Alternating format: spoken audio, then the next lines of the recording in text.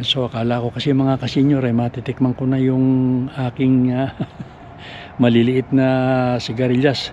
Hindi pa pala, ilang piraso lang yung makukuha ko na malaki-laki.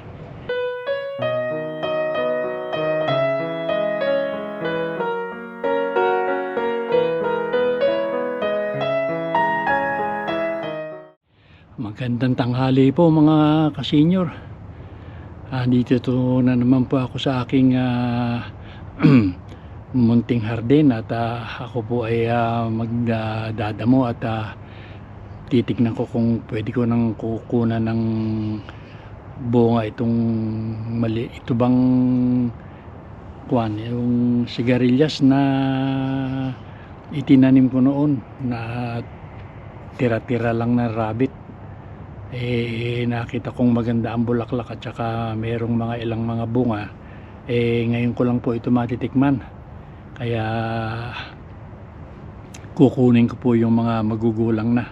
Pasensya na po at tinanghali ako ng gising ngayon ng paglabas dahil nga sa marami kaming inaasikasong ginagayak at kami papunta ng Toronto at kami yung pong apo namin sa panganay namin ikakasal, kaya kami pupunta po sa Toronto bukas. Inaagaw ko lang po itong aking natitirang panahon para makakuha ko itong aking mga halaman bago ko sila maiwanan at mga ilang araw din po kasi kami sa Toronto. Sige po mga kasenyor at samahan na lang po ninyo ako uli sa aking pag-vlog nitong mga halaman ko. Ito mga kasenyor, yung aking inaalis na damo, yung pinanggalingan ng sibuyas. Ito medyo tinatanggal ko po at hindi magandang tingnan pagka madamo yung maliit na nga lang itong aking garden, madamo pa, hindi po magandang tingnan yun.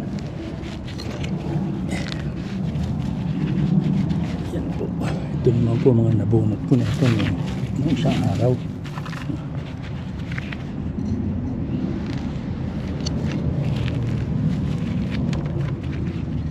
Yan.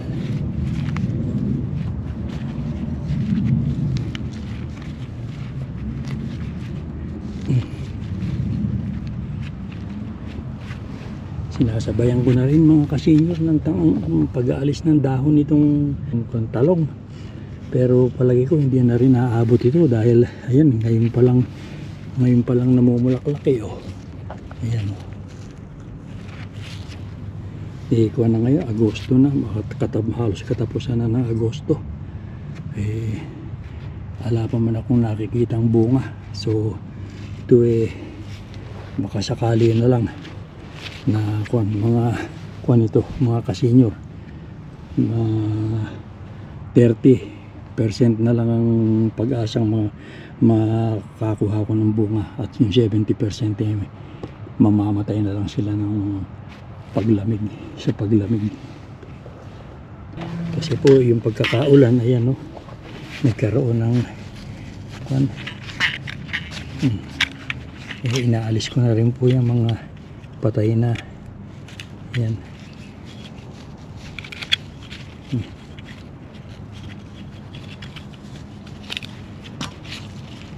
Patay na dahon yan. Yan.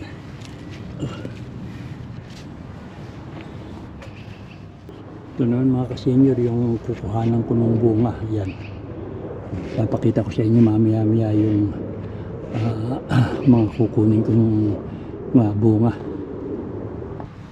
So ayan mga kasenyor, papakita ko sa inyo yung mga bunga. Ayan. Ito maliliit pa. Ayan, meron namang ilang malalaki. Ito, kamukha nitong isang to, malaki-laki ito. Pero iilan lang po. Ito, meron pang isa rito malaki-laki. Ito. Ayan.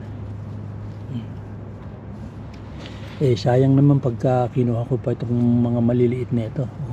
Ayan maraming maliliit. Kamukha niyan. Ayan Ayan. Ayun pa.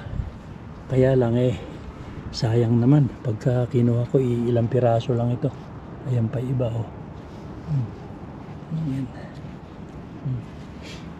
Siguro pagdating na namin galing sa Toronto tsaka ako pipitasin ito. So akala ko kasi mga kasenyor ay matitikman ko na yung aking maliliit na sigarilyas. Hindi pa pala, ilang piraso lang yung makukuha ko na malaki-laki. Sayang naman kung ilalaga ko yung, kung halimbawa makakuha ko ng 4-5 piraso, edi baka hindi ko pamalasahan kung anong lasan talaga nung kuha na yun, nung sigarilyas na ito. Ito naman pong mga kamatis ko hindi ko na rin natukuran. Ayan oh, mga nababali na oh. Ayan oh.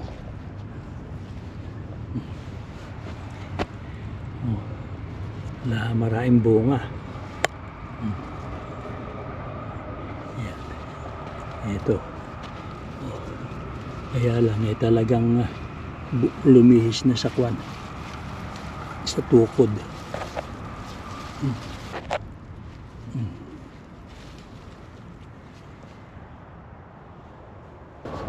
Ayan o, maraming bunga.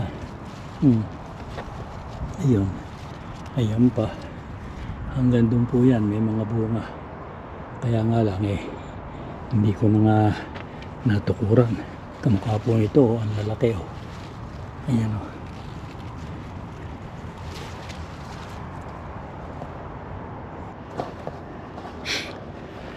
Sige po mga kasenyor, at hanggang dito na lang muna itong pagbubunot ko ng damo at pagpitas ko nung pagpipitas sana nung sigarilyas ala nga at ilang piraso lang. Kaya pupuntahan ko yung bubunutin ko naman na puno na chicharon na namamatay na, at baka doon na lang ako maggawa. So ayan mga kasenyor, bubunutin ko na rin yung aking mga bawang na mga buwal na, yung patay na yung puno. Titira ko na lang yung mga berde pa ang kulay nung at saka medyo hindi pa nababali yung puno nung yung kanyang pinakapuno ba, yung leeg ang tawag namin doon mga kasenyor.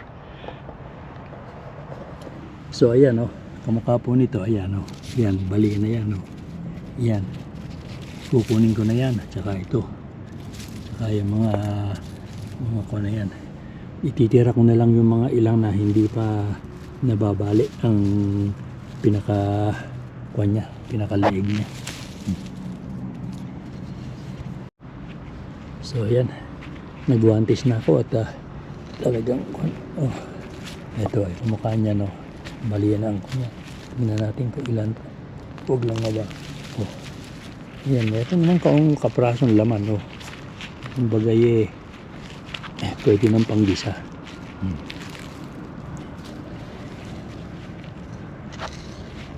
Ayan pa. Ito, maliit ito.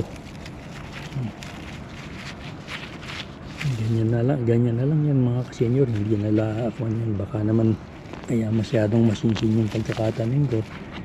Kaya ganyan o nagkulang ako sa pataba o tubig. Dahil nung mapag-uulanan mga kasenyor yung iba kumompe. So lumaki pa yung nagberde pa yung mga kulay nung dahon.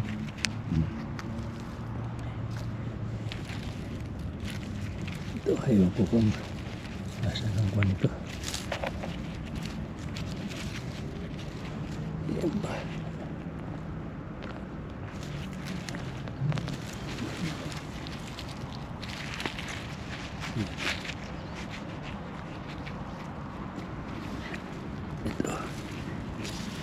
Ito yung kompleto, hindi pa bali.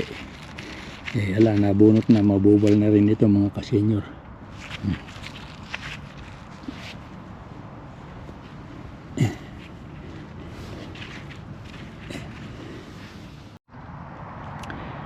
So ayan, ito yung sinasabi ko mga ka-senior na kinakain ng maggot, yung itlog ng langaw. Ayan kung titingnan ninyo, mga sira ang ugat niyan. Kamukha po niyan. Ayan. Ayan pa isa. Hindi na po lalaki yan, ganyan na lang sila. Kung makita nyo itsura, ganyan. May mga usbong pa pero wala na yan, hindi na magkakalaman.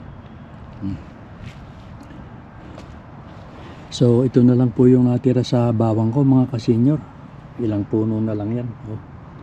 Yan yung mga medyo nakatayo pa. Dun sa kabila rin binunot ko na. Ito yung pinagbunutan ko sa kabila. Ito yung sinasabi kong kabila mga ka-senior. Ayan. Ay, ilang puno na lang din yung natira. Ayan, nakasari-sariwa pa.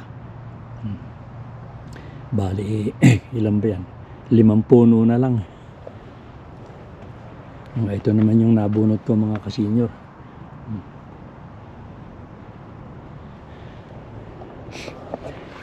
Hindi pa ako nakakapunta ron sa aking bubunuting puno na sitsaron na mga nangamatay na.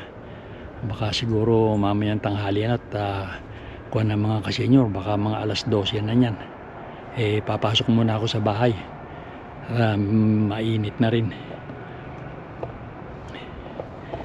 Itatabi ko lang muna itong bawang na nabunot ko.